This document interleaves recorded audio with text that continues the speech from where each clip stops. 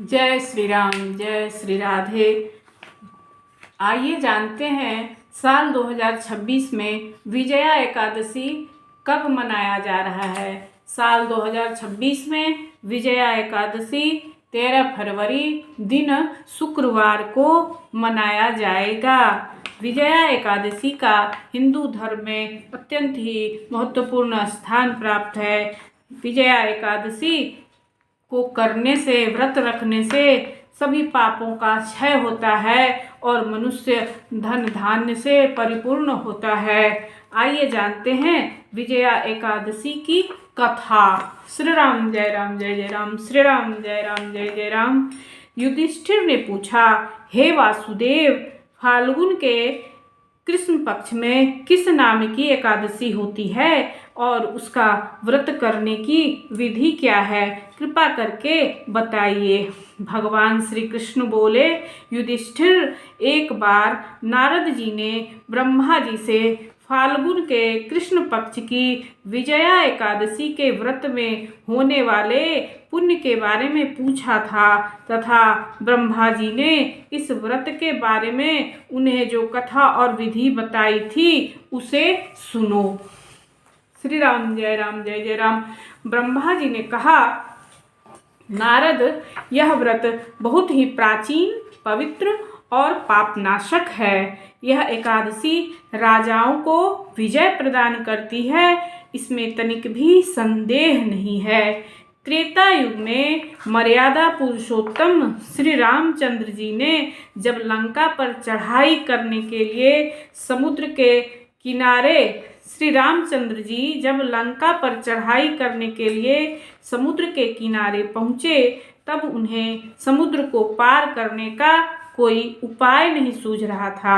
उन्होंने लक्ष्मण जी से पूछा, सुमित्रा नंदन, किस उपाय से इस समुद्र को पार किया जा सकता है? यह अत्यंत अगाध और भयंकर जल जंतुओं से भरा हुआ है। मुझे ऐसा कोई उपाय दिखाई नहीं देता जिससे कि इसे सुगमता पूर्वक पार किया जा सकता हो। लक्ष्मण जी बोले, हे प्रभु, आप ही आदिदेव और पुराण पुरुषोत्तम हैं। आपसे क्या छिपा है? यहाँ से आधे योजन की दूरी पर कुमारी द्वीप में बकलादभ्य नामक मुनि रहते हैं। आप उन प्राचीन मुनीश्वर के पास जाकर उन्हीं से इसका उपाय पूछिए। श्री रामचंद्र जी महामुनि के आश्रम पहुँचे और उन्होंने मुनि को प्रणाम किया। महर्षि ने प्रसन्न होकर श्री रामचंद्र जी के आगमन का कारण पूछा। श्री राम जी बोले, ब्राह्मण, मैं लंका पर चढ़ाई करने के उद्देश्य से अपनी सेना सहित यहाँ आया हूँ। हे महामुने, अब जिस प्रकार समुद्र पार किया जाए, कृपा करके वह उपाय बताइए। बकलादभ्य मुनि ने कहा, हे राम जी, हे श्री राम जी, फाल्गुन के कृष्ण पक्ष में जो विजया नाम की एकादशी होती है उसका व्रत करने से आपकी विजय होगी। निश्चय ही आप अपनी वानर सेना के साथ समुद्र को पार कर लेंगे। हे राजन, अब मैं इस व्रत की फलदायक विधि सुनाता हूँ जिसे कि आप सुनिए। दशमी के दिन सोने, चांदी, तांबे अथवा मिट्टी का एक कलश स्थापित कर उस कलश को जल से भरकर उसमें आम्र पल्लव डाल दें। उसके ऊपर भगवान श्री नारायण के विग्रह की स्थापना करें। फिर एकादशी के दिन प्रातःकाल स्नान करें, कलश को पुनः स्थापित करें, माला, चंदन, सुपारी तथा नारियल आदि के द्वारा विशेष रूप से उसका पूजन करें। कलश के ऊपर सप्त धान्य और जौ रखें।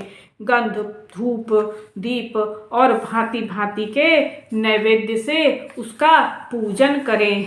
कलश के सामने बैठकर उत्तम कथा वार्ता आदि के द्वारा सारा दिन व्यतीत करें। और रात में भी वहाँ जागरण करें। अखंड व्रत की सिद्धि के लिए घी का दीपक जलावें।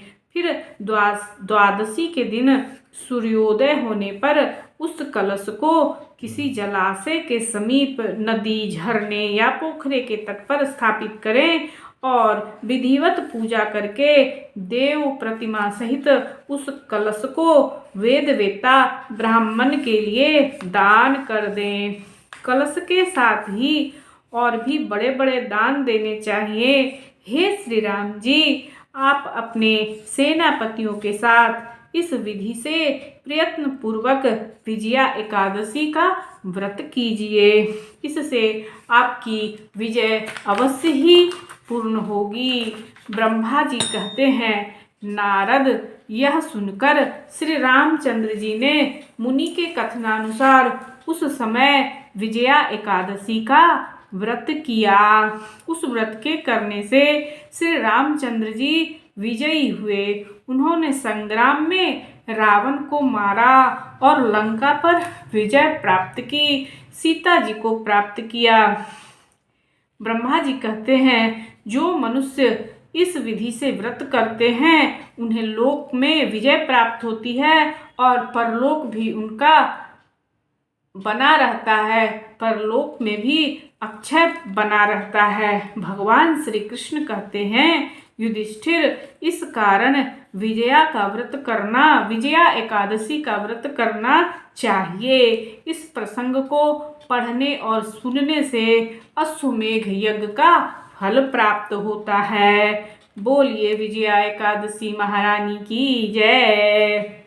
विष्णु भगवान का किसी भी रूप में पूजन करना मानव मात्र की समस्त मनोकामनाएं पूर्ण करना है। हालांकि भगवान राम स्वयं विष्णु के अवतार थे, अपितु अपनी लीलाओं के चलते प्राणियों को सन्मार्ग दिखाने के लिए उन्होंने विष्णु भगवान के निमित्त इस व्रत को किया। विजय की इच्छा रखने वाले कोई भी मनुष्य इस व्रत को करके अनंत फल का भागी बन सकता है। विजया एकादशी का व्रत प्राणी मात्र को हर क्षेत्र में विजय प्राप्त कराता है। श्री राम जय जय राम। बोलिए विष्णु भगवान की जय। माता महालक्ष्मी महारानी की जय। हर हर हर महादेव।